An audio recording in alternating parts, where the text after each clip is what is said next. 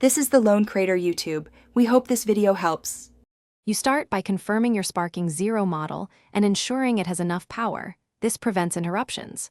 Once charged, unlock the device and tap Settings, then Display. You want to locate the split screen option right away. If you don't see it, use the settings search bar and type split. Make sure any active apps are saved because you will toggle a system display feature. Now that you're in the display pane, prepare to change the split screen state. The next step is the toggle itself. You now tap the split screen toggle to turn it off. This immediately tells the system to stop offering multi-window. Once done, close any apps currently in multi-window or drag them back to single window to force the setting.